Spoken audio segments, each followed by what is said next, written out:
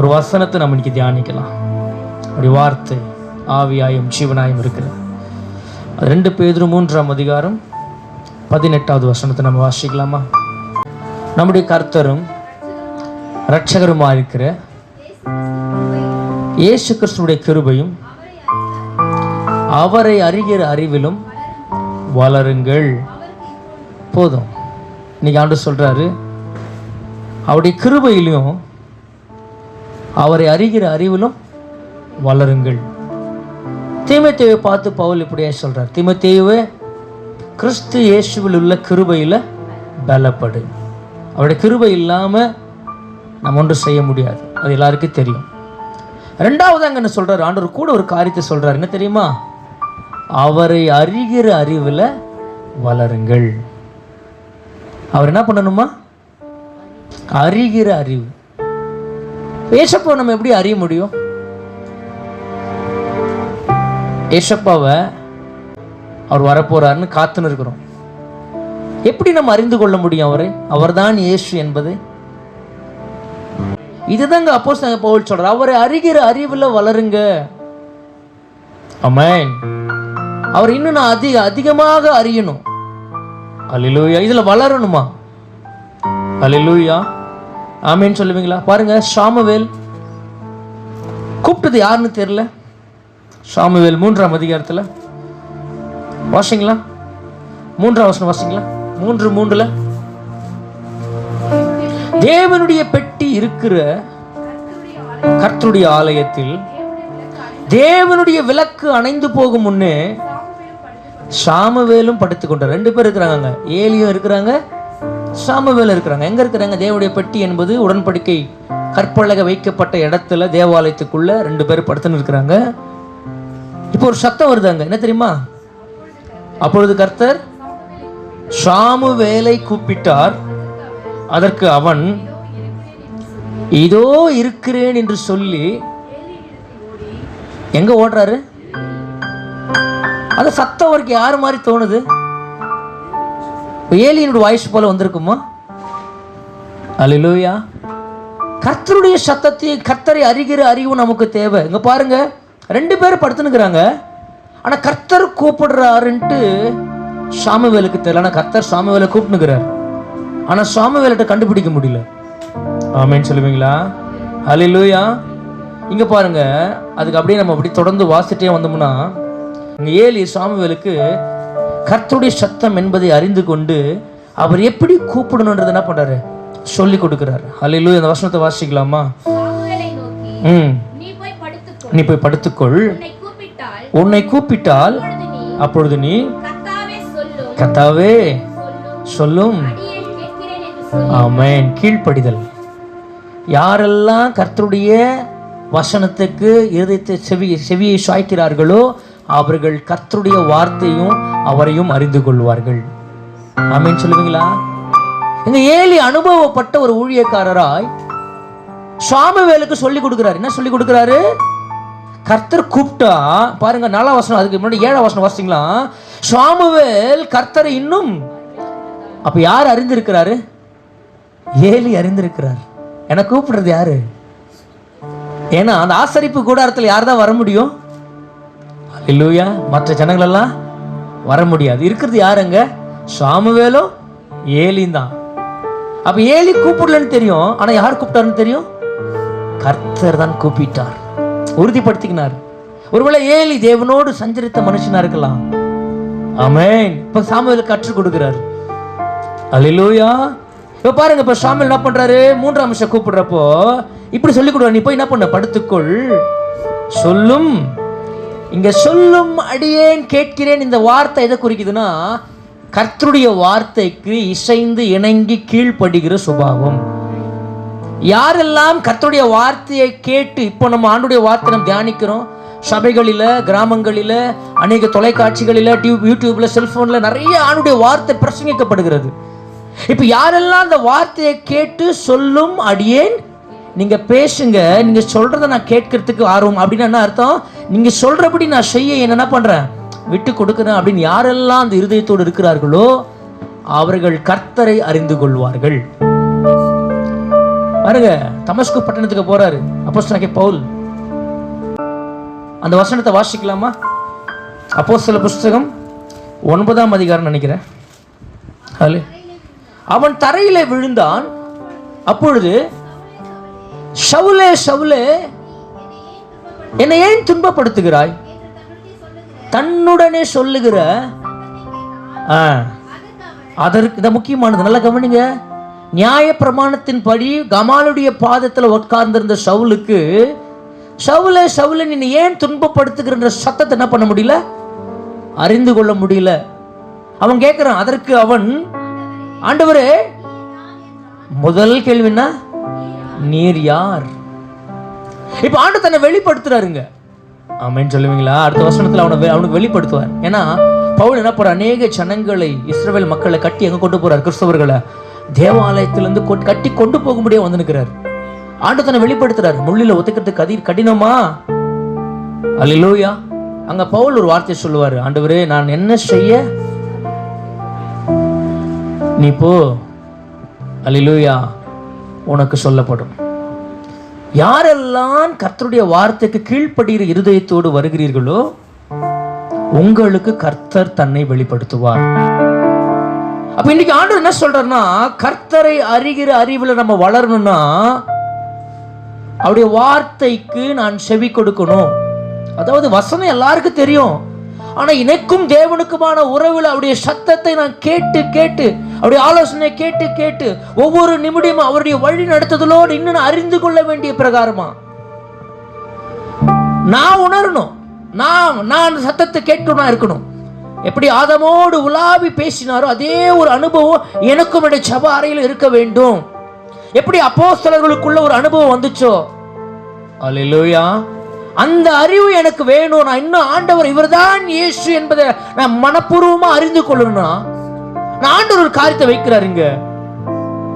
சொல்லும் அடியேன், இந்த வசனம் சொல்லுகிறதை யாரெல்லாம் செவி கொடுக்கிறீர்களோ நீங்கள் இயேசுவை அறிந்து கொள்வீர்கள். அந்த சத்தம் யாருடையது என்பதை அறிந்து கொள்வீங்க.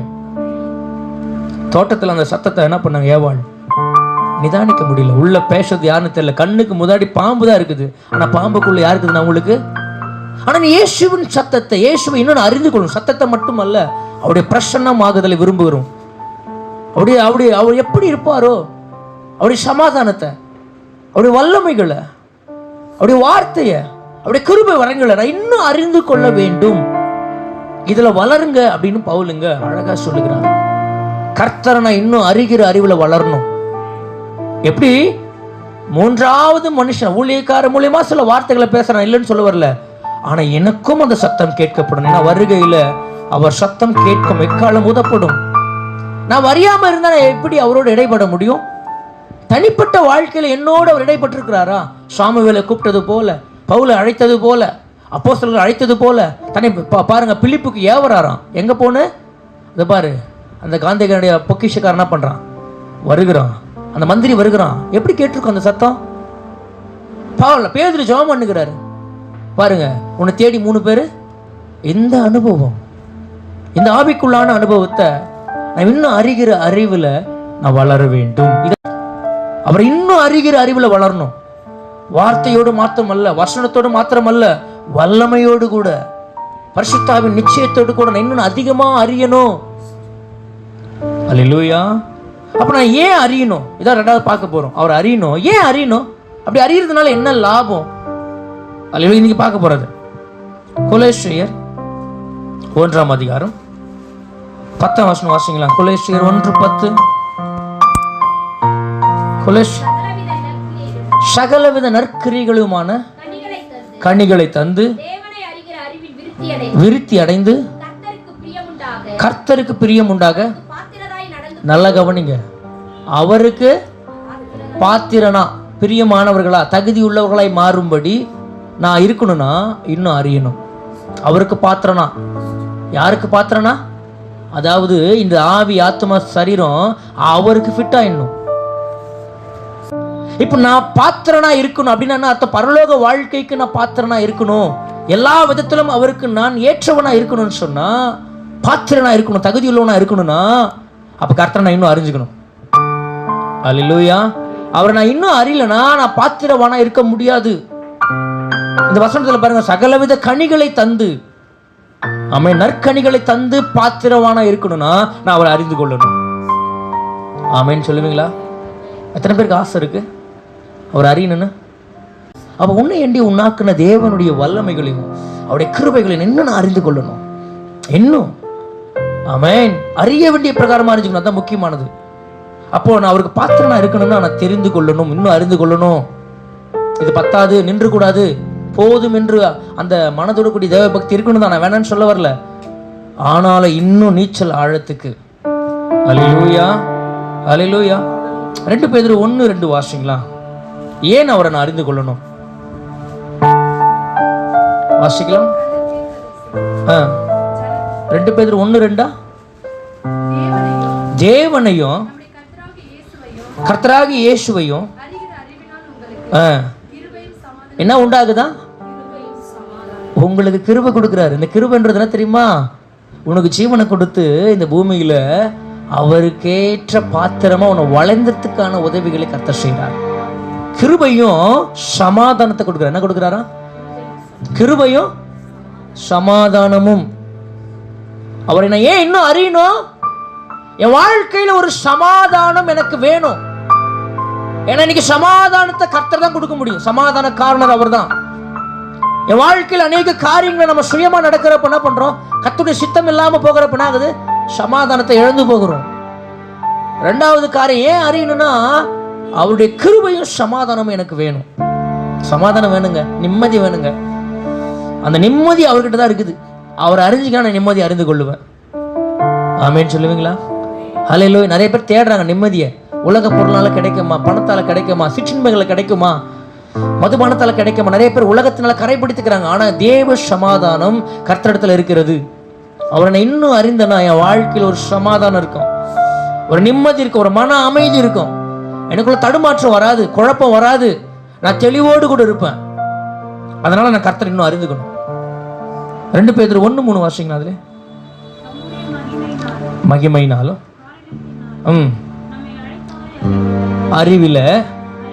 அறிவினாலே ஜீவனுக்கும் தேவ பக்திக்கும் வேண்டிய யாவற்றிலும் நான் அவர் அறியணும்னா நான் அறிந்து கொள்ளும் பொழுது எனக்குள்ள தேவ பக்தி உண்டாகுது. அது மட்டும் இல்லாம ஜீவனுக்கு ஏதுவான காரியங்கள், ஜீவன் என்ன, நித்திய ஜீவனுக்கு ஏதுவான காரியங்கள் என்ன பண்ண முடியும்? பெற்றுக்கொள்ள முடியும். 2 பேதுரு 2:20 கர்த்தரும் இயேசு கிறிஸ்துவை அறிகிற அறிவினாலே, நல்ல கவனிங்க, உலகத்தில் என்ன இருக்குதா? அசுத்தமா இருக்கிறதும் தீட்டுள்ளதா இருக்கிறதும் எங்க போகாது? அதுக்குதான் நம்மளை பிரிச்சிருக்கிறாரு.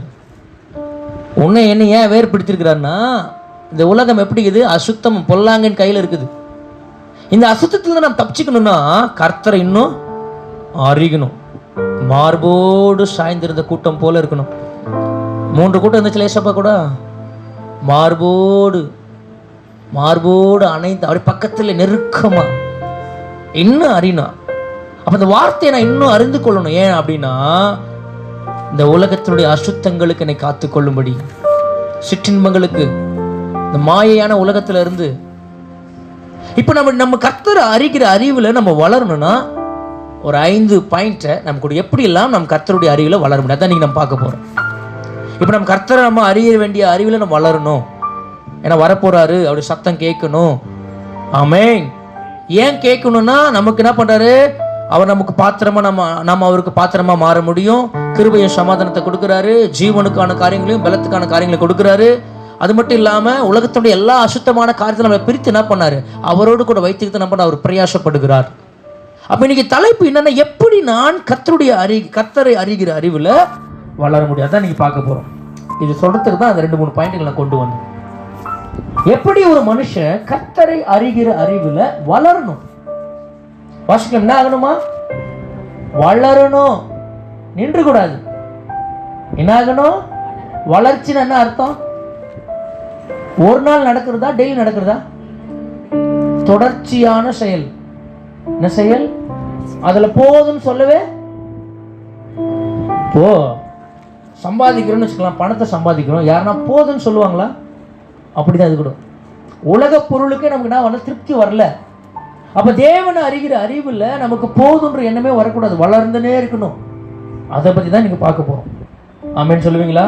எப்படி நாம் தேவனுடைய பிள்ளைகளாக இருக்கிறோன்னா அவரை அறிகிற அறிவில் எப்படி நாம் வளர வேண்டும், இதுதான் நீங்கள் பார்க்க போகிறோம். ஆமேன். இதை சொல்கிறதுக்கு தான் அந்த 2-3 பாயிண்ட்கள் நான் சொல்லிட்டு வந்தோம். 2 பேதுரு 1ஆம் அதிகாரம் 8வது வசனத்தை வாசிக்கலாமா? இவைகள், நல்ல கவனிங்க, எவைகள்? இவைகள் உண்டாயிருந்து உங்களுக்கு பெருகினால். பழைய ஏற்பாட்டில் ஆண்டவர் ஆசீர்வதிக்கிறார் ஆபிரகாமை. எப்படி ஆசீர்வதிக்கிறாரு? இஸ்ரவேல் மக்களை ஆசீர்வதிக்கிறார். உன் அப்பத்தையும் தண்ணீரையும் ஆசீர்வதிக்கிறார். உன் மாப்பிசைகள் தொட்டி இதெல்லாம் பெருகட்டும், ஒவ்வொரு நாளும் பெருகட்டும். ஆடு மாடுகள் பெருகினது, ஆமென். ஆபரணங்கள் பெருகினது, செல்வங்கள் பெருகினது. ஆனா வேதம் சொல்லுகிறது இவைகள் உங்களுக்கு உண்டாயிருந்து பெருகினால். இவைகள் முதல்ல இவைகள், இந்த இவைகள் என்ற காரியத்தை மட்டும் அனலைன் பண்ணிக்க தான் பார்க்க போறேன். இவைகள் எனக்குள்ள கண்டிப்பா இருக்கணும். முதல்ல இவைகள் உண்டாயிருந்து அப்படின்னா அர்த்தம் கண்டிப்பா இருக்கணும். இப்ப எதையோ நம்ம இருக்கணும்னு நினைக்கிறோம்ல, நமக்கு தேவையான காரியங்கள் எல்லாம் நம்ம வச்சுக்கணும்னு நினைக்கிறோம், எப்பவுமே இருக்கணும்னு நினைக்கிறோம். சில பேர் பாருங்க, பேங்க் பேலன்ஸ் எப்பவுமே இருக்கணும்னு நினைப்போம், எம்டி பண்ணவே மாட்டோம். அல்லேலூயா, ஆமென் சொல்லுவீங்களா? நல்லவாள் எங்க இருக்கிறவங்களாம் எம்டி பண்ணிட்டு வந்திருக்கிறீங்க, கர்த்தர் உங்களை ஆசீர்வதிப்பார். அல்லேலூயா, ஆமென் சொல்லுவீங்களா? அல்லேலூயா. ஆண்டவர் பாருங்க, இவைகள் உண்டு, எவைகள் நமக்கு இருக்க வேணும், ரொம்ப நம்ம முடிவு பண்ணணும். உலகத்துக்கான காரியங்கள் நம்ம கிட்ட இருக்கணும்னு நம்ம யோசிக்கிறோம்.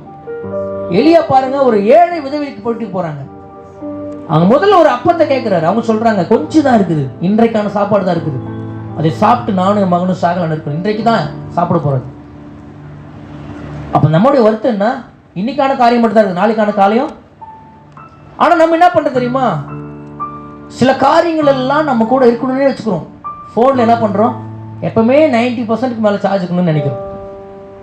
ஆமாவா இல்லையா? எத்தனை பேர் அப்படி விரும்பி இருக்கிறீங்க? ஆமே. பாக்கெட்ல வெளியே போறோம், எப்பயாவது கொஞ்சம் பணம் நாக்கணும், சேஃப்டிக்கு இருக்கணும்னு நினைக்கிறோம். வீட்டில் கண்டிப்பா அரிசி பருப்பு எண்ணெய் இதெல்லாம் ஸ்டாக்கில் கொஞ்சமா இருக்கணும். வண்டியில் பெட்ரோல் கொஞ்சமா தேவை, அது இருந்தால் தான் ஆகும், இந்த அன்றாட வாழ்க்கைக்கு என்ன ஆகும்? நடக்க ஆரம்பிக்கும். ஆனா கர்த்தர் என்ன எதிர்க்குன்னு சொல்ற தெரியுமா? இவைகள் உங்களுக்கு உண்டாயிருந்து பெருகினால். இவைகள் எங்கிருந்து வரும்? இந்த காரியங்கள் எல்லாம் உங்களுக்கு இருந்தால் நான் சொல்ல போற ஆவிக்குரிய காரியங்கள் எல்லாம் உங்களுக்குள்ள இருந்துச்சுன்னா உங்களை கர்த்தரை அறிகிற அறிவுல வீணரும் கனியற்றவர்களுமாய் இருக்க ஒட்டாது. வீணர்னா என்ன? ஒரு அழகான வீடை கட்டி அப்படி இடிச்சு போச்சா என்ன ஆயிடும்? அது வேஸ்ட் ஆயிடும்ல. அப்படி நம்ம ரட்சிக்கப்பட்ட நம்முடைய ரட்சிப்புல இந்த காரியங்கள் எல்லாம் நமக்குள்ள இருந்துச்சுன்னா, அல்லேலூயா, கர்த்தரை அறிகிற அறிவுல நம்ம வளர்ந்து கொண்டே இருப்போம். நம்ம வீணா இருக்க மாட்டோம். அவ்வளவு தூரம் வந்து ஓட்ட பந்தய பொருளை இழந்துட மாட்டோம். பாருங்க, யூதாஸ் எது வரைக்கும் வந்தாரு? மேல் வீட்டு சிலுவை வரைக்கும் வந்தார். இயேசு அழைக்கப்பட்டார், முன்குறிக்கப்பட்டார், கொண்டு வரப்பட்டார், கூட டிராவல் பண்றார், ஊழியத்துல பணப்பையை வைத்திருக்கிறார். அவைகள் அவருக்கு உண்டாயிருந்து பெருகணும்னு நினைச்சாரு. ஆனா எதுக்கிட்ட வந்து இறங்கிட்டு பந்தய பொருளை இழந்து போயிட்டாரு. கிட்ட வந்து அவ கர்த்தர் அறிந்த அறிவு எல்லாம் வீணா போயிடுச்சு. ஆமென் சொல்லுவீங்களா? பாருங்க, நம்ம ஏன் அறிஞ்சுக்கணுன்ற காரியம் எல்லாம் இழந்து போனார். பாத்திரனா இல்லாம போயிட்டாரு, கிருபை இழந்துட்டாரு, சமாதானத்தை இழந்துட்டாரு, ஜீவனுக்கு போற வழி இழந்துட்டாரு. ஆமென். உலகத்தினுடைய பணத்தின் மேல என்ன பண்றாரு?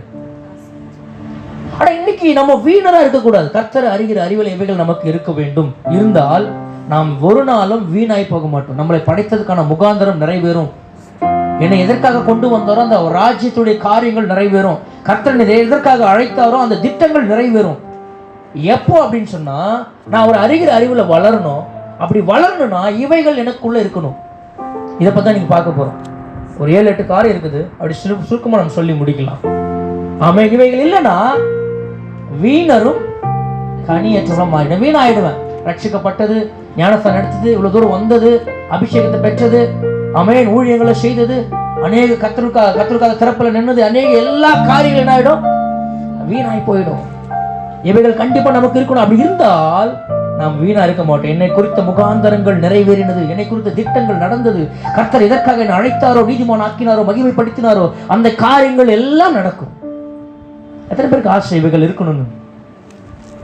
ஆமீன் சொல்ல மாட்டீங்களா? அதுக்கு உங்களை அழைத்திருக்கிறாரு, இதை கொடுக்க தான் அழைத்திருக்கிறார்.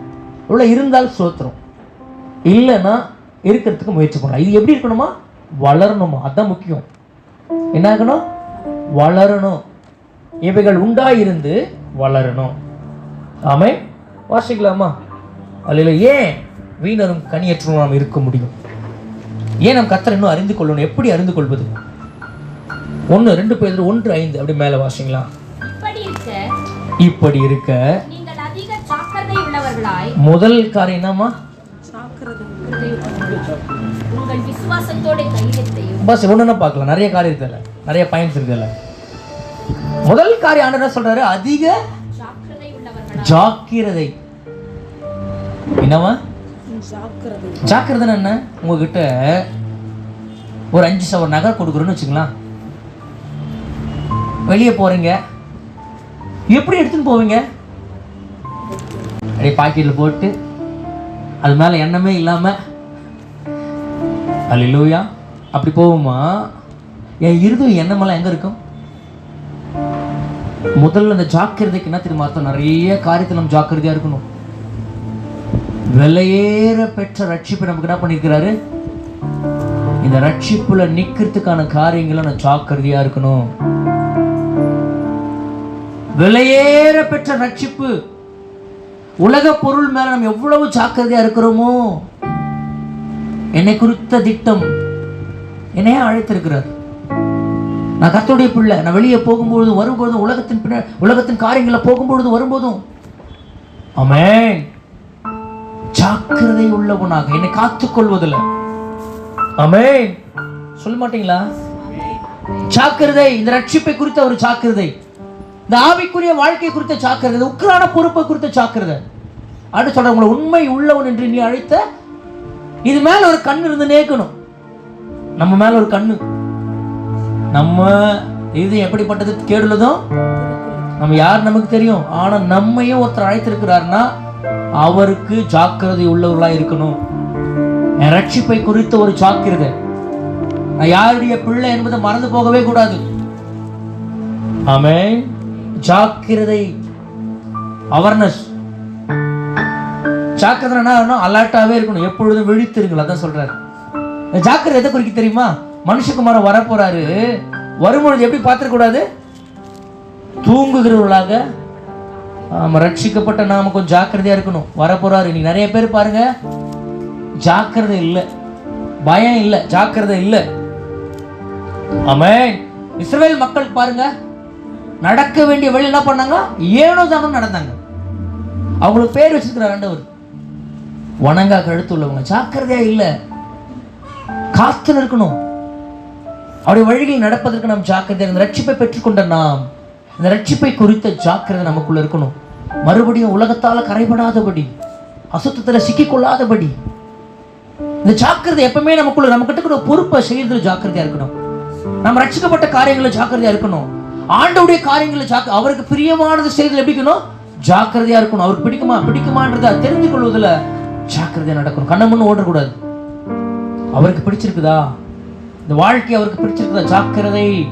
வசனங்களை கேட்ட நாம் அதை உதாசீனமா இருந்துடக்கூடாது. எங்க வைக்கணுமா? பத்திரப்படுத்தி, இருதயத்துல பத்திரப்படுத்தி வைக்கணுமா? ஜாக்கிரதை. ஒரு உலக பொருளை நாம் எப்படி பாதுகாப்போமோ அதை விட முக்கியத்துவம் நம்முடைய ஆவிக்குரிய வாழ்க்கைன்னு சொல்ற. உலகம் முழுவதையும் ஆதாயப்படுத்தினாலும் அதை ரட்சிப்பை இழந்து போகாதபடி அதில் ஜாக்கிரதையா ரட்சிப்பை நிற்கணும் கடைசி வரைக்கும். இதுதாங்க ஜாக்கிரதை. எந்த நேரத்தில் யார் என்னோட பேசினாலும் நான் கிறிஸ்துவை வெளிப்படுத்துறோனாவே இருக்கணும். ஜாக்கிரதை. நம்ம யாருடைய பிள்ளைன்றதை மறந்துடக்கூடாது. நம்ம எங்கிருந்து எங்க வந்திருக்கிறோன்ற மறந்துடக்கூடாது. கர்த்தர் நம்மளை ஏன் அழைத்திருக்கிறான்றது மறந்துடக்கூடாது. ஜாக்கிரதை. வசனத்தை குறித்து ஜபம் பண்ணுவதற்கு ஜாக்கிரதையா இருங்கள். ஆண்டவர் சொல்ற தெரியுமா? எப்படிக்கணுமா? ஜபம் பண்றதுக்கு எப்படிக்கணுமா? ஜாக்கிரதை. நம்ம சொல்றோம்ல, ஜாக்கிரதை என்ன அர்த்தம்? எச்சரிக்கையா. ஆவியாருடைய வேலை என்ன தெரியுமா? ஆவியாருடைய வேலை என்ன தெரியுமா? எங்கெல்லாம் ஜாக்கிரதையா இருக்கணுமோ அங்கெல்லாம் நம்மளை கண்டிச்சுனே இருப்பாரு. ஆமென். எச்சரிக்கையாவே இருப்பார். ஹல்லேலூயா. அப்ப இன்றைக்கு வந்திருக்கிற நம் தேவ பிள்ளையே, நம்முடைய வாழ்க்கையில எதை குறித்து நம்ம ஜாக்கிரதையா இருக்கிறோம் சொல்லுங்க. நம்முடைய இருதயம் எது மேல ஜாக்கிரதையா இருக்குது? நம்ம குடும்பத்து மேல மட்டும் இருக்குதா? பிள்ளைங்க மேல மட்டும் இருக்குதா? நம்முடைய ரட்சிப்பை குறித்து விலையேற பெற்றதான எதில் அக்கறையா இருக்கணுமோ அது மேல. நம்முடைய ஆத்துமாவை குறித்து அவர் சொல்றாரு பாருங்க, நம்முடைய ஆத்துமா அதற்கு ஈடு என்ன கொடுக்க முடியும்? ஆமே, அது நஷ்டப்படுத்தாதபடி ஜாக்கிரதை. உபாகமம் 1:11-22 வாசிங்களா? உபாகமம் 11:22.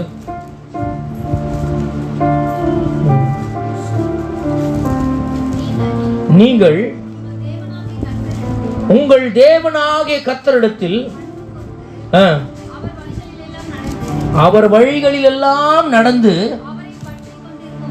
அவரை பற்றி கொண்டிருக்கும்படி நான் உங்களுக்கு செய்ய கற்பிக்கிற இந்த கற்பனைகளை எல்லாம் என்ன பண்ணுங்க? ஜாக்கிரதையா கை கொள்ளணுமா? ஏனோ தானே இருக்கக்கூடாது. பாருங்க, கேட்டவர்கள் விசுவாசம் இல்லாம கேட்டாங்க, ஏனோ தானே கை பிடிச்சாங்க. அல்லேலூயா. வெளிப்படுத்தின விஷயம் 3ஆம் அதிகாரம் 19 வருஷம் வாசிங்களா? அவர்களோ சிக்ஷிக்கிற ஆகையால் ஜாக்கிரதையா இருந்து மனம் திரும்பு, விட்டுறாதப்பா, விட்டுறாத. 2 பேதுரு 1:10 வாசிங்களா? 2 பேதுரு 1:10. ஆகையால் சகோதரரே, என்னவா? எல்லாரையும் இயேசுவின் பிள்ளையை அழைத்திருக்கிறாரு, அதுக்குள்ள நீ என்னவா இருக்கிற? அதாவது உரிமையின்படி பிள்ளை, அதிகாரத்தின்படி என்ன? அதாவது பாத்தீங்கன்னா உறவின்படி பிள்ளை, அவர் ரத்தத்தினால கழுவப்பட்ட இயேசுவின் பிள்ளை. ராஜ்யத்தின்படி அவர் ராஜாவா இருக்கிறாரு, அதன்படி நீ என்ன காரியமா உங்கள்கிட்ட ஒப்பு கொடுத்திருக்கிறாரு. அதுதான் உங்க அழைப்பையும் தெரிந்து கொள்வதில் உறுதியாகும்படி எப்படி இருக்கணுமா? உங்களை எதற்காக அழைச்சுன்னு போற? ஃபர்ஸ்ட் எல்லாரும் அழைக்கிறது எங்க? கானானுக்கு அழைத்து போகல. எல்லாருக்கும் தெரியும். இந்த கானானுக்கு போற வேலை வழியில உனக்கு என்ன வேலை? உக்கிரான பொறுப்பு. அன்னைக்கு லேவிக்கு மட்டும் கொடுத்த உக்கிரான பொறுப்பு நீங்க எல்லாரும் கொடுத்துருக்கிறாரு. இதுல என்னுடைய வேலை என்ன? என்னுடைய பங்கு என்ன? உன் அழைப்பையும் உன்னை தெரிந்து கொள்ளுதலையும் உறுதியாக்கும்படி அவர் எல்லாரையும் விசுவாசியை அழைத்தாரு. ஆனா எல்லாரும் சீசரா மாத்தன்னு சொல்லியிருக்கிறாரு. விசுவாசன்றது என்ன? நம்பினே கிரீசனுக்கு இருக்கு, அது கடமை. ஆனா சீஷர் என்பது அப்பாவுடைய வேலை. அல்லேலூயா. அல்லேலூயா. இன்னொரு வசனத்தை வாசிக்கலாமா? 1 பேதுரு 4:7.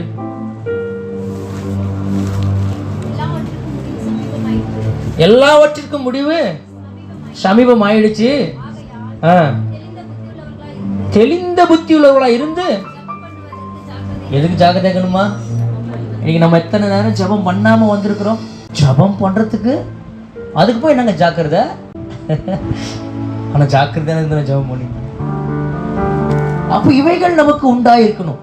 ஜாக்கிரதை. கிறிஸ்துவ வாழ்க்கை என்பது ஜாக்கிரதை. ஒவ்வொரு அடியும் அவர் அடிச்சொல் நடக்கிறோமா கண்காணிச்சுனே இருக்கணும். ஒவ்வொரு வழியும் அவருடைய வழியா ஆமென் ஞானமா செயல்படணும். ஜாக்கிரதையா இருக்கணும். 2வது வசனம் அதுலயே வாசிங்களா? 1:5 வாசிங்களா? ஜாக்கிரதையா இருந்து அதிக ஜாக்கிரதை. 2 பேதுரு 1ஆம் அதிகாரம் 5ஆம் வசனத்துல மறுபடியும் வாசிக்கலாமா? 2வது பாயிண்ட். இப்படி இருக்க இந்த பாயிண்ட் நம்ம பார்த்தோம். அதிக ஜாக்கிரதையா இருந்து முதல்ல 2வது என்ன இருக்கணுமா? விசுவாசத்தோடு. அது 3ஆவது பாயிண்ட பார்க்கலாம். விசுவாசம். நீ யூதா புஸ்தகத்தில் வாசிக்கினா உங்க விசுவாசத்தை குறித்து ஆண்டவர் நிறைய காரியங்கள் பாருங்க. இந்த விசுவாசத்துக்கு அளவு இருக்குதுங்க. சமாரிய பெண்ணை பார்த்து சொல்றாரு, என்ன தெரியுமா சொல்ற? விசுவாசம் பெருசுன்றார், பெரியது. எவ்வளவு பெருசு? அந்த அம்மாவுடைய அற்புதத்துக்கு காரணமான அந்த சைஸ். அல்லேலூயா, அல்லேலூயா. யூதா புஸ்தகம் எடுத்துக்கொள்ளுங்க. யூதா புஸ்தகம் எடுத்துனீங்களா? 5ஆம் வசனம் வாசிங்களா? 3ஆம் வசனம். பிரியமானவர்களே, பொதுவான ரட்சிப்பை குறித்து நான் மிகவும் கருத்துள்ளவனா இருக்கையில் நல்ல கவனிங்க. விசுவாசம் எப்படி தெரியுமா செயல்படுது? நீ இயேசுவை ஏத்துக்கிறதுக்கு முன்னாடி ஒரு விசுவாசம் இருக்குது பாரு, அது உன்னுடைய பலன். நீ இயேசுவை ஏத்துக்கிறதுக்கு அப்புறம் அல்லேலூயா ஆவியால் நிரப்பப்படுறப்ப விசுவாசம் கனியாய் மாறுது. நீ அவருடைய ஊழியக்காரனா செயல்படும் பொழுது அந்த விசுவாசம் வரமா மாறுது. எலியா போய் சொல்றாருல, தேவனுக்கு முன்பாய் நிற்கிற நான். அல்லேலூயா. அவருடைய வார்த்தை தெரியுமா? தேவனுக்கு அந்த விசுவாசம் வரும். இயேசு போய் சொல்றாங்க, இயேசு கிறிஸ்து லாசர் கல்லறையில், நீ எப்பொழுதும் எனக்கு, அதான் விசுவாசம் வரும். நீ எப்பொழுதையும் செவி கொடுப்பீங்க. ஏன்னா எனக்குள்ள அந்த விசுவாசம் வரம் இருக்கிறது. எனக்குள்ள இருக்கிறவர் என்னான்னு நான் அறிவேன். ஆமென் சொல்லுவீங்களா? இங்க சொல்றாரு விசுவாசத்தை குறித்து, பரிசுத்தவான்களுக்கு ஒரு விஷயம் ஒப்பு கொடுக்கப்பட்ட. ஆமா, இவ்வளவு நாள் விசுவாசத்துல வளர்ந்து இந்த விசுவாசத்தை பரீட்சைக்கு நிக்கணும், தைரியமா நிக்கணும். நீங்க விசுவாசத்துல பரீட்சைக்கு நிக்க மாட்டோமே, பயப்படுறோமே. ஆபிரகாம் சொல்றாரு போப்பானா போயிட்டாரு, எதையுமே யோசிக்கல. ஆனா 10 முறை சொல்றாரு போப்பானா கூட எப்படி இருக்கிறோம், கண்டும் காணாதவளா இருக்கிறோம். பரிசுத்தவான்களுக்கு ஒரு விஷயம் ஒப்பு கொடுக்கப்பட்ட விசுவாசம். அவனுக்கு அந்த அவிசுவாசம் உள்ள இருதயம் வரவே கூடாது, டவுட் வரவே கூடாது. அல்லேலூயா. ஆமென். யோவான் சங்கம் வந்துச்சு, வருகிறவர் நீதானா அல்லது சிறையில் இருக்கிறப்போ. ஆனா அந்த வேதம் சொல்கிறது பரிசுத்தவான்களுக்கு ஒரு விஷயம் ஒப்பு கொடுக்கப்பட்ட விசுவாசத்திற்காக நீங்கள் தைரியமாய். எபிரேயர் 14 வாசித்தீங்கன்னா அவங்க பாருங்க, விசுவாசத்துல தங்கள் அந்நியரும் பரதேசியுமா என்ன பண்ணாங்க, சாட்சியிட்டாங்க. காணாதவைகள் குறித்து தேவ எச்சரிப்பு பெற்று. விசுவாசத்துல எல்லாம் ஆகும். என் அவிசுவாசம் விலகணும். இந்த விசுவாசத்துக்கு பலன் என்ன தெரியுமா? வெறும் விசுவாசம் மட்டும் இல்ல, விசுவாசத்தினுடைய பலனாக கிரி உயிருள்ள விசுவாசமா இருக்கணும். ஆமென். என்ன விசுவாசம் எப்படி இருக்கக்கூடாது? செத்து போன விசுவாசம். கிரி இல்லைன்னா செத்து போன விசுவாசம். ஆண்டவர் சொல்ற யாக்கோபுல, உன் விசுவாசம் செத்து போன விசுவாசமா இருக்கக்கூடாது, கிரியை செய்கிற விசுவாசம். ஆபிரகாம் கர்த்தர் அவன் நீதியை எடுத்துக்கிறார் விசுவாசத்தை. ஆமென். இன்னைக்கு நம்முடைய நம்ம இயேசுவை நம்புறது நம்ம நீதியை எடுத்துக்கிறாரு. ஆனா கிரியினால நீதிமானாக்கப்பட்டான். இயேசுவின் ரத்தத்தினால கழுவப்பட்ட நாம் அவருடைய பலத்துல நாம் கீழ்ப்படியும் பொழுது அது கிரியுள்ள விசுவாசமாய் மாறுகிறது. விசுவாசம் இருக்கணும், விட்டுறக்கூடாது. சோதனை நேரத்துல செக் பண்ணுவார். விசுவாசத்துல வளர்ச்சி இருக்கணும். நீ ரட்சிக்கப்பட்டதுக்கு முன்னாடி இந்த விசுவாசம் கொஞ்சம் விசுவாசம். ஆமென். அது உன்னுடைய விசுவாசம். ஆனா ரட்சிக்கப்பட்டதுக்கு அப்புறம் அந்த விசுவாசம் கனியாகவும் வரங்களாகவும் மாறுகிறது. இங்க அதுதான் பவுல் இங்க அழகா சொல்ற யூதா புஸ்தகத்துல. யூதா பரிசுத்தவான்களுக்கு ஒரு விஷயம் ஒப்பு கொடுக்கப்பட்ட விசுவாசத்தின் மேல். இன்னும் கொஞ்சம் முன்னாடி வந்தீங்கன்னா 17 வாசிங்களா.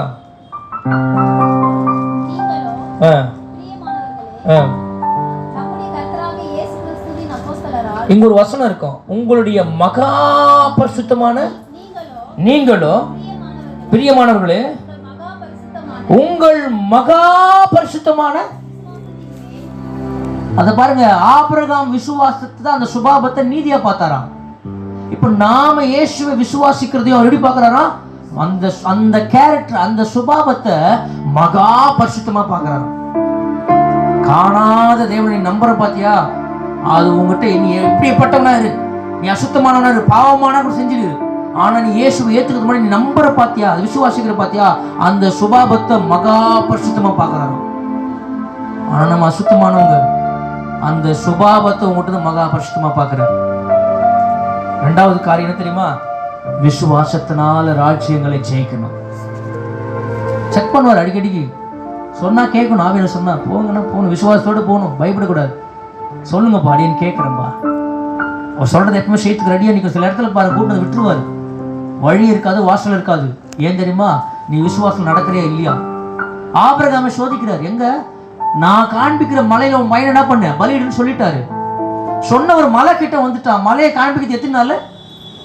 3 நாட்கள். மலையை பார்க்கறதுக்கு 3 நாள். ஏன்? விசுவாசம் பையன் மேலுக்குதா, அவர் மேலுக்குதா, அழைத்தவர் மேலுக்குதா? இங்க மாம்சத்துக்கும் ஆவிக்குமான போராட்டம், உறவுக்கும் தேவனுடைய நித்தியத்துக்குமான போராட்டம். அல்லேலூயா. ஆனா ஆபிரகாம் ஜெயிச்சிட்டார். போய் கத்திய ஓங்கற வரைக்கும் கர்த்தர் வெயிட் பண்ணிருந்தார். ஆமென். உங்க விசுவாசம் மகா பரிசுத்தமானது, உங்க விசுவாசம் பெரிதுன்றார் சமாரிய பெண்ணை பார்த்து. அப்ப நம்முடைய விசுவாசத்தோடு கூட இந்த விசுவாசத்தை அது கூடவே இருக்கணும். நம்முடைய ஆவிக்குரிய வாழ்க்கையில இந்த விசுவாசம் கண்டிப்பா இருக்கணும், அதுக்கான கிரியே இருக்கணும். ஆமென் சொல்லுவீங்களா? மூன்றாவது வாசிங்களா, தைரியம். என்னவா வாசிங்க அதுல 1 பேதுரு 1:5. மூணாவது காரியம் என்ன? விசுவாசத்தோடு நமக்கு தைரியம் இருக்குதா? இயேசுவோடு இருந்த 12 அப்போஸ்தலர்களும் 11 அப்போஸ்தலர்களும் யூதாஸ் காரியத்தை தவிர மீதி எல்லாரும் எங்க போயிட்டாங்க தெரியுமா? அல்லேலூயா. அவரை காட்டி கொடுக்கிறப்போ, அவரை கைது செய்யறப்போ அவருடைய வாழ்க்கை பாருங்க. ஏசக்கூடிய வாழ்க்கையில் எங்க தெரியுமா? கோர்ட்டு, போலீஸ் ஸ்டேஷன், சபை, இது 3 தான் அவருடைய வாழ்க்கை. கோர்ட்டுனா என்ன? பொந்தி பிலாத்து தேசாதிபதி, கோர்ட்டு அவங்க தான் தீர்ப்பு கொடுக்குறவங்க. கோர்ட்டு. போலீஸ் ஸ்டேஷன் யாரு? காவலர்கள். அல்லேலூயா. அடுத்து சபை, ஜனங்க. அவருடைய வாழ்க்கையெல்லாம் கோர்ட்டு, கடைசி நாட்கள்.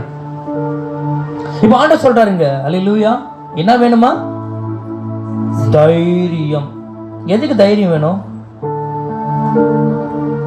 உலக பிரகாரமா ஒரு காரியத்தை செய்யறதுக்கு நம்ம யாருக்கிட்ட கேட்க வேண்டிய அவசியம் இல்லை. ஏன் தெரியுமா? என்னால முடி நான் செஞ்சிருவேன்னு நம்ம தைரியம் பண்ணலாம். ஆனா அவர் வழியில நடக்கிறதுக்கு நமக்கு தைரியம் இருக்கிறதா? ஏன் தெரியுமா? அவர் சொல்லியிருக்கிறார், உபத்திரவம் உண்டு. உலகத்தை நான் என்ன பண்ண? உபத்திரம் வந்தா என்ன ஆயிடும்? அன்னைக்கு விசுவாசமே 0 ஆயிடுது. பயந்துடுறோம். பிரச்சனை வந்தா என்ன பண்றோம்? பேக் அடிச்சிடறோம். இன்னைக்கு ஆண்டவர் சொல்ற நம்ம இடத்துல எதை எதிர்பார்க்கிற சொன்னா தைரியம் உள்ளவர்களாய். எபிரேயர் 12 வாசிங்க. பாவத்திற்கு விரோதமாய் போராடுகிறதில் இரத்தம் சிந்தப்படத்தக்கதாக நீங்கள் இன்னும் எதிர்த்து நிற்கவில்லையே. பாருங்களா, என்னவா? பாவம் செய்யாதபடி என்ன காத்துக்கிறதுக்கு என் ஜீவனே போனாலும் தைரியமா நிற்பன்ற தைரியம் நமக்குள்ள இன்னும் வரல. 2வது காரியம் ஆண்டவர் சொல்றாரு பாருங்களா. எபிரேயர் 10:20 அந்த மார்க்கத்தின் வழியாய் பிரவேசிப்பதற்கு அவருடைய ரத்தத்தால் நமக்கு என்ன ஒன்று இருக்குதா? இயேசுவின் இடத்துல யாரும் வர முடியாது, தொட முடியாது. பழைய ஏற்பாட்டுல லேவி கோத்திரத்துக்கு கொடுக்கப்பட்ட ஊழியத்தை வேற எவனா தொட்டானா அவங்கள தான் கொன்று போடணும். ஆனா இன்னைக்கு நீ நானும் அப்பான்னு கூப்பிடுறோம், பைபிளை தொடுறோம், அவர் மார்பில் சாய்ந்திருக்கிறோம். எப்படி வந்துச்சு? அவருடைய தைரியத்தினால. இன்னைக்கு ஆண்டவர் விரும்புறாருங்க. அவருடைய சுவிசேஷத்தை அறிவிக்கிறது நம்ம தைரியம் வேணும். அவர் நாமத்துக்கு சாட்சியா இருக்கிறது நம்ம தைரியம் வேணும். அவரிடத்துல கிட்டி சேருவதற்கு தைரியம் வேணும். ரத்தத்தினால நமக்கு கிடைச்சிருக்குது. ஆமென். பாவத்தை எதிர்க்கிறதுக்கு தைரியம் வேணும். இப்படிப்பட்ட வாழ்க்கை நமக்குள்ள இருக்கு. இதெல்லாம் பெருகணும். ஆமென். கடைசி நாட்கள்ல இந்த காரியங்கள் எல்லாம் குறைவா இருக்கும். ஆண்டு சொல்றது இதெல்லாம் பெருக வேண்டும். அடுத்து வாசிக்கலாமா? 1:6.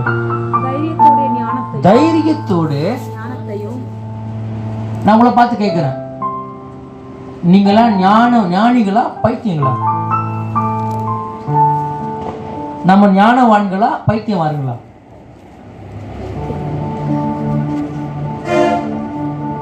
இந்த உலகத்தில் யாரெல்லாம் ஞானமா இருக்காங்களோ அவங்களை ஆண்டு தெரிஞ்சுக்கல. வேத சொல்றது கொரிந்தியர்ல யாரை தெரிந்து கொண்டாரா? அல்லேலூயா. பைத்தியம் என்ன அர்த்தம்? அவர் மேல பைத்தியமா இருக்கிறது தெரிந்து கொண்டார். அல்லேலூயா. இந்த ஞானம் யாரை குறித்து தெரியுமா? இயேசு தான் ஞானம். அவரை அறிகிற அறிவு தான் ஞானம். அவர் யாருடைய இருதயத்துக்குள்ள இருக்கிறார்களோ அவங்க தான் ஞானவான்கள். ஞானம் எது தெரியுமா? பவுல் சொல்றாரு, அவர் அறிகிற அறிவின் மேன்மைக்காக எல்லாவற்றையும் தூஷியும் ஞானம் செல்வம் கல்வியும் எல்லாம் ஒன்றுமில்லை குப்பை என் ஞானம் செல்வங்கள் எல்லாம் ஒன்றுமில்லை குப்பை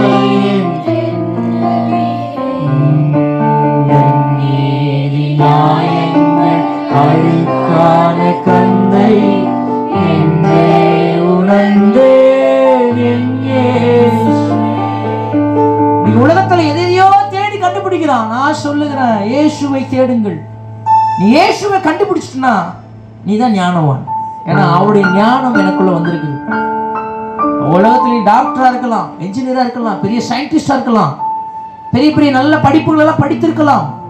இவை ஒன்று முனை பரலோகத்துக்கு கொண்டு போகாது. இது இங்கே இந்த ஞானம் எல்லாம் உலகத்தின் ஞானம். அது ராஜாக்களுடைய ஞானம், அழிந்து போகிற ஞானம். ஆனா அழிந்து போகாத நித்திய கண்மலையா இருக்கிற கிறிஸ்துவின் ஞானம் தான் அந்த வார்த்தை.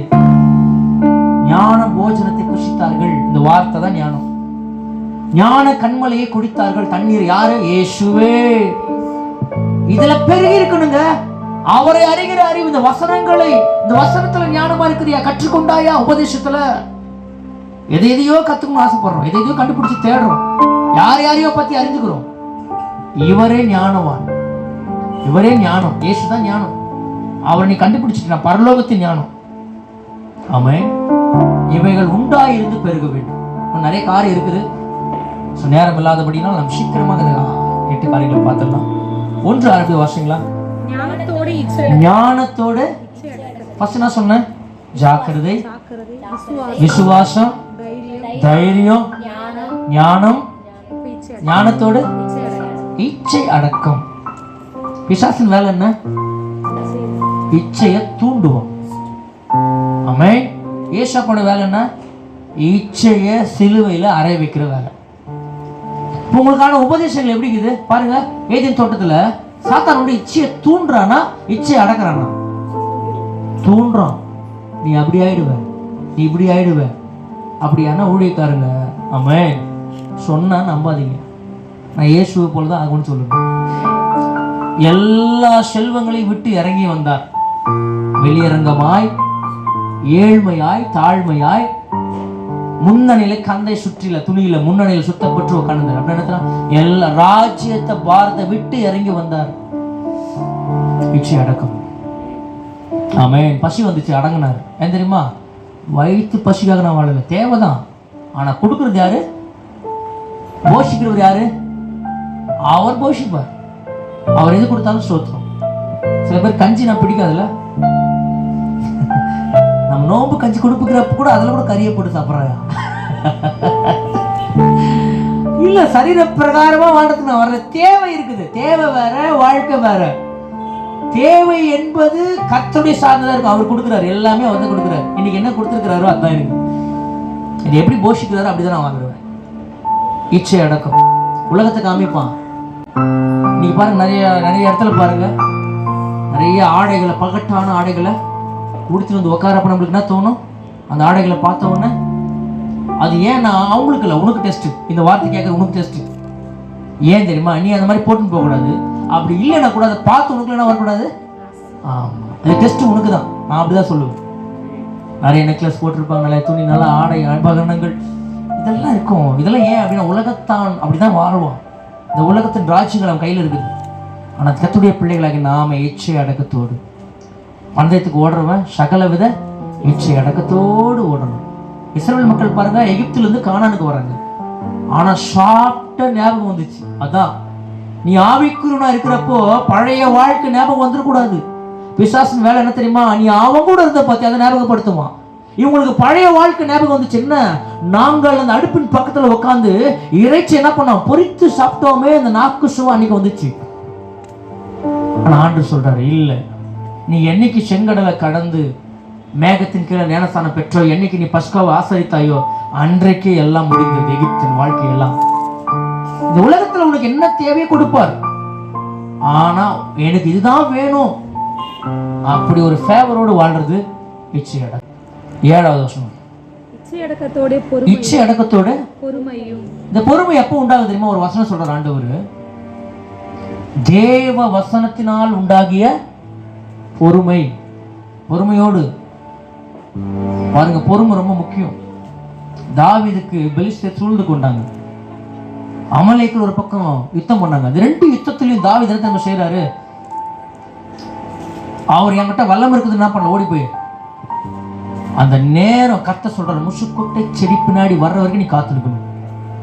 யோபின் பொறுமையை குறித்து பார்க்கிறோமே, ஒரு பிரச்சனை வர்றப்போ பதட்டப்பட முடியாது, வெயிட் பண்ணுங்க. ஏன்னா அது யார் பார்த்துனுக்கிறாரு? கர்த்தர் பார்த்துனுக்கிறாரு. பதட்டப்படாதீங்க. அவர் அனுமதி இல்லாம அந்த பிரச்சனை வெயிட் பண்ணுங்க, வெயிட் பண்ணுங்க, அது சொல்யூஷன் அங்க இருக்கும். அல்லேலூயா, அல்லேலூயா, அல்லேலூயா. பொறுமை ரொம்ப முக்கியம் ஆவிக்குரிய வாழ்க்கையில. பேசுவதற்கு பொறுமை உள்ளவங்களா இருங்க, கேட்பதற்கு தீவிரமா இருங்க, வார்த்தையை விடுறதுக்கு பொறுமையா இருக்கணுமா? நம்ம வாய் தானே கண்டபடி பேசுற டைம்ல கோபம் தான். ஆனா அந்த வார்த்தை மறுபடியும் நம்ம தான் மன்னிப்பு கேட்டு வாங்கணும். பொறுமை ரொம்ப முக்கியம். பொறுமையோடு ஓடலாம். ஓட்டத்தில் எப்படி ஓடணுமா? பொறுமையோடு ஒவ்வொரு நாளும் அப்படி நேர்த்தியா. சில பேர் கூட பறக்குவாங்க பாரு, ஒரு மீட்டிங் நடத்தினா போதும், ஆமென், அவங்களை பிடிக்க முடியாது. இல்லை, பொறுமையா நிதானமா அல்லேலூயா ஓட்டத்தை பொறுமையோடு கூட ஓடலாம். இன்னைக்கு ஆண்டவர் சொல்ற காரியம், இந்த பொறுமை நமக்குள்ள இருக்கணும். இந்த வசனத்தினால் வரும், தேவ வசனத்தினால் உண்டாகிய இயேசு கிறிஸ்து பாருங்க ரொம்ப பொறுமையா இருந்தார் கடைசி வரைக்கும். உனக்காகவும் எனக்காகவும் பொறுமையோடு அடிகளை வாங்கினார். ஏன் தெரியுமா? ஒரு பெரிய ரட்சிப்பு உனக்கு வச்சிருக்கிறார். நீ அதில் ஜாக்கிரதையா நடக்க போற. பொறுமையோடு, ரொம்ப பொறுமை. அந்த பொறுமை நமக்கு வரணும்னா உண்மையிலே கர்த்தருடைய ஆவியின் பலன் இல்லாம மாறவே முடியாது. பாருங்க, மோசே கோவக்காரன், எகிப்தில கொன்று எங்க புதைத்தார்? அவ்வளவு கோவம். அந்த கோவம் வந்துச்சுன்னா ஆயிடுச்சு, புதைச்சு போட்டார் சைலண்டா. இப்ப எல்லாம் எகிப்துக்கெல்லாம் விட்டுட்டு எங்க வந்துட்டாரு? கானானுக்கு வராரு. 2 பேர் வந்து பேசுறாங்க. யாரு? ஆமா, ஆரோனும் மீதியா. பொறுமையோடு பதில் கொடுக்கிறார். அல்லேலூயா. மோசேயினுடைய பொறுமையை கர்த்தர் சொல்றார். அப்ப இந்த பொறுமை நமக்கு எப்படி வரும்னா வசனத்தினால தான் வரும். அல்லேலூயா. இந்த வசனத்தை நம்ம காத்துக்கொள்ளணும். ஆமென். அடுத்த ஆண்டவர் சொல்றார், பொறுமையோட தேவ பக்தி. தேவ பயம்னா என்ன, பக்தினா என்ன? இதெல்லாம் நம்ம ஏற்கனவே நிறைய பார்த்துருக்குறோம். பக்திக்கும் பயத்துக்கு என்ன வித்தியாசம் சொல்லுங்க பார்க்கலாம். தேவ பக்தினா என்ன, பயம் என்ன? தீமையை விட்டு விலகுது கர்த்தருக்கு பயப்படுற. பக்தினா என்னங்க? எனக்கும் அவருக்குமான உறவு. சிம்பிளா சொல்லணும், ஆமென் சொல்லுவீங்களா? மற்றவன் பார்க்கறானோ பார்க்கலையோ, தேவனுக்கும் எனக்குமான உறவு எப்படி இருக்கிறது? அல்லேலூயா. அப்போஸ்தலர் 10ஆம் அதிகாரம் வாசிங்களா? 10:2 வாசிங்க. அவன் தேவ பக்தி உள்ளவனும் வீட்டார் அனைவரோடும் தேவனுக்கு பயந்தவனும். நல்ல கவனிங்க, தேவனுடைய கற்பனைகளை கை கொள்றது தேவனுக்கு பயப்படுறது. ஆனா தேவனுக்கும் எனக்குமான ஒரு, அவருக்கு கொடுக்க வேண்டிய நேரத்தையும் அவருக்கு கொடுக்க வேண்டிய கனத்தையும் அவரிடத்துல ஜெபிக்க வேண்டிய ஜெபத்தையும் சேர்த்துக்கு என்ன பேர் தெரியுமா? தேவ பக்தி. அல்லேலூயா. பாருங்க, இந்த கொர்நேலியு என்ன பண்றான் தெரியுமா? ஜெபிக்கிறவனா இருக்கிறான். அல்லேலூயா. ஜெபித்து தரிசனத்தை வாங்குறான். வாசிக்கலாமா? ஆமென். அதுக்கு முன்னாடி வசனத்தை வாசிங்களா? பகலில ஏறக்குறைய 1ஆம் மணி நேரத்துல தேவனுடைய தூதன் தன்னிடத்தில் வரவும் கொர்நேலியுவே அழைக்கவும் தரிசனம் பெற்றான். தேவ சமூகத்துல தேவனோடு ஜெபிக்கிற மனுஷன், தேவனுக்கு கொடுக்க வேண்டிய நேரத்தை கொடுக்கிற மனுஷன். ஆமென். அவர் கொடுக்க வேண்டிய நேரத்தை கொடுத்துடணும். இது தேவ பக்தி. அல்லேலூயா. தேவ பயம்ன்றது அவருக்கு பிடிக்காது. என்ன பண்ணக்கூடாது? கட்டளையை கை கொள்ளணும். இது தேவ பயம். ரெண்டுமே தேவை. ஆமென். இது ஒண்ணு இல்லைன்னா கூட ஒண்ணு செய்ய முடியாது. ஒருவேளை நம்ம நல்லா ஜெபிக்குவோம், ஆனா கர்த்தருக்கு என்ன பண்ண மாட்டோம்? கீழ்ப்படிய மாட்டோம். இது பக்தி இருக்குது, ஆனா விருத்தி இல்லை, கனி இல்லை. அல்லேலூயா. சில பேர் நல்லா கீழ்ப்படிடுவாங்க சுய பலத்துல, ஆனா தேவனிடத்துல என்ன பண்ண மாட்டாங்க? சஞ்சரிக்க. ரெண்டும் நமக்கு தேவை. தேவனோடு சஞ்சரிக்கணும், தேவனுடைய கற்பனைகளை என்ன பண்ணணும்? கை கொள்ளணும். ஆமென். அப்போ தேவ பக்தி. அடுத்து பயப பக்தியோடு என்ன ஸ்நேகம்? எந்த சகோதரர் எந்த சகோதரி? இங்க 2 பேர்ல வெளிப்படையா சொல்லிட்டுக்கிறார். என்ன ஸ்நேகமா? நிறைய பேர் எல்லாருமே நமக்கு சகோதரங்க தான். அந்த உலகத்துல இருக்கிற எல்லாருமே நமக்கு சகோதர சகோதரிகள். ஆனா ஸ்நேகம் எப்படிப்பட்டதா இருக்கணும்? ஹல்லேலூயா. ஆமென் சொல்லுவீங்களா? ஹல்லேலூயா. ஒரு சங்கீதத்துல ஒரு வசனம் சொல்லி ஒரு ஆண்டு சொல்லி என்ன சொல்ல தெரியுமா? சகோதரர்கள் ஒருமித்து வாசம் பண்ணுவது எத்தனை நன்மையும் எந்த சகோதரர்கள்? அல்லேலூயா. சகோதர சிநேகம் நிலைத்திருக்க கடவுது. அப்படி ஆவிக்குரிய வாழ்க்கையில நம்ம நடத்துகிறதான இந்த கூடுகை, ஃபெலோஷிப், ஐக்கியம், இந்த சிநேகம் நிலைத்திருக்க கடவுள். பாருங்க, பவுலும் பர்னபாவும் என்ன பண்ணாங்க? 2 பேர் ஓடினாங்க. அந்த ஓடின ஓட்டத்தை குறித்து ஆண்டவர் அழகா சொல்றார். போற இடத்துல எல்லாம் எழுப்புதல். அல்லேலூயா, ஆமென். ஆவிக்குரிய பிள்ளைகளோடு கூட சிநேகம். நம்ம அடிக்கடிக்கு நான் சொல்லுவேன், 5 விறகு தனியா எல்லாம் ஒன்னா எரிஞ்சுருக்குது. ஒரு விறகு தனியா எடுத்த என்ன ஆயிடும்? எரிஞ்சு நிற்கிற விறகு என்ன ஆயிடும்? சகோதர சிநேகம், சகோதரர்கள் ஒருமித்து வாசம் பண்ணுவது. பாருங்க, 2 பேர் பேசுறப்ப கர்த்தர் கூர்ந்து கவனிக்கிறாராம் சகோதரர்கள் பேசிக்கொள்வத. இப்படிப்பட்டதான ஆவிக்குரிய சிநேகம், கர்த்தரை குறித்து அவருடைய அழைப்புகளையும் தரிசனங்களையும் பகிர்ந்து கொள்ளுகிற இந்த சிநேகம் ரொம்ப முக்கியமானது. இது நிலைத்திருக்கணும். சொல்ற சிநேகம் என்னன்னா சகோதர சிநேகம். கர்த்தருடைய காரியத்துல ஒருவருக்கொருவர் ஒரு பிரமாணங்களை, ஒரு பாரத்தை ஒருவர் சுமந்து இப்படியே கிறிஸ்துவின் பிரமாணங்களை. ஆமென். அப்ப உலகத்தோட சிநேகிதம் வேணாமா? உலக மக்களுக்கு அன்பு காட்டணும், ஆனா ஐக்கியம் ஆண்டவரோடும். அல்லேலூயா. ஆண்டவருக்கு ஏற்ற தேவ பக்தியில வளர்கிற நட்பு தான் நம்ம வளர வேண்டும். அல்லேலூயா. இப்ப பாருங்க, யோனத்தானுடைய நட்பையும் அல்லேலூயா தாவீதோட நட்பை என்ன பண்ற ஆண்டவர் ஒப்பிடுறாரு. அவருடைய 2 படி இருதயம் என்ன ஆயிடுச்சு? ஆத்துமா ஒன்னா ஆயிடுச்சா? தாவீது சொல்றப்பா, ஸ்ரீகளுடைய நட்பை காட்டிலும் ஒரு நட்பு எனக்கு எப்படி இருந்துச்சு? ஏன்னா இந்த தாவீதுடைய ராஜ்ய பாரத்தை குறித்து யார் அறிஞ்சுக்கிறாரு? யோனத்தான் அறிஞ்சுக்கிறான். வா, நீ முதல்ல இரு, நான் 2வதா இருக்கிறேன். ஆவிக்குரிய வாழ்க்கையினுடைய சகோதர சிநேகம் நம்ம தேவனுக்கு ஏற்ற பக்தி விருத்தியான காரியங்களில் கொண்டு போகும். உலக சிநேகிதம், தெளிலாளோடு இருந்த சிம்சோனுக்கான சிநேகிதம் அதை அழிவுல தான் கொண்டு போய் விடும். அழைப்பையும் பந்தய பொருளையும் இழந்து போடுவான். அல்லேலூயா, ஆமென். கடைசியா ஒரே ஒரு காரியம், சகோதர சிநேகத்தோடு அன்பு. இந்த அன்புன்ற வார்த்தைக்கு நிறைய அர்த்தம் இருக்குது. ஆமென். இதெல்லாம் அன்பு.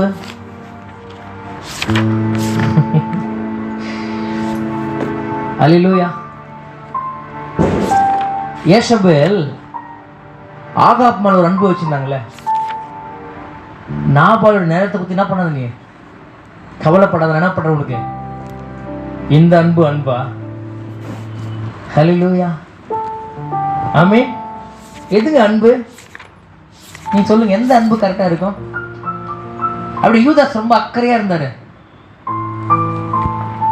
அந்த தைலத்தை மரியாள் பாதத்தில் ஊத்துன உடனே ஐயோ யாரு கொடுக்கலாம்? இந்த அன்புல எதனா குறை இருக்குதா?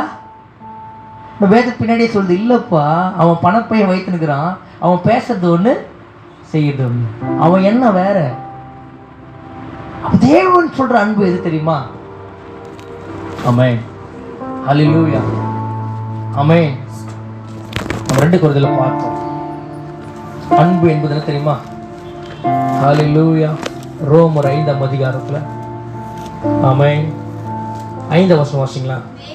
மேலும் பரிசுத்த ஆவியினாலே தேவ அன்பு, அவருடைய சுபாவம், அவருடைய வசனங்கள், அவருடைய பலம் தாங்க அன்பு. இந்த அன்பு என்ன செய்ய தெரியுமா? ஒரு மனுஷனும் கெட்டு போகிறதுக்கு இடம் கொடுக்காத அன்பு. எல்லா மனுஷரும் ரட்சிக்கப்படணும். ரட்சிக்கப்பட்ட எங்க வரணும்? ஒரு பாவியை திருப்புறது அன்பு. இன்னும் சொல்ல போனா அவருடைய வசனத்தை நம்ம கேட்டு கை கொள்றதுதான் ஆண்டு. ஒரு அன்பா இருந்தா என் வசனம் என்ன பண்ணுவான்? கை கொள்ளுவான். இந்த வசனத்தை படிச்சு அந்த வசனப்படி நடக்கிறதாங்க அன்பு. நாம நடக்கிறது இல்லாம அப்படி யாரெல்லாம் இருக்கிறார்களோ அவர்களையும் அந்த வசனத்துக்கு ஏதுவா திருப்பது தான் அன்பு. ஒரு மனுஷன் தப்பு செய்யறானா அவனை நல்வழி கர்த்தருடைய பாதையில, சத்தியத்தின் பாதையில திருப்பது தான் அன்பு. சத்தியத்தை கை கொள்ளுவதும் சத்தியத்தின்படி நடப்பது தான் அன்பு. அல்லேலூயா. உலகம் சத்தியத்தில் நடக்கிறதுக்கு அவனுக்கு உலக காரியம் என்ன நடக்குதோ அதை உதவி செய்த அன்பு. ஆமென் சொல்லுவீங்களா? ஆண்டு சொல்ற இன்னைக்கு இந்த 8 காரியங்களை 9 காரியங்கள் நாம் தியானித்திருக்கிறோம்.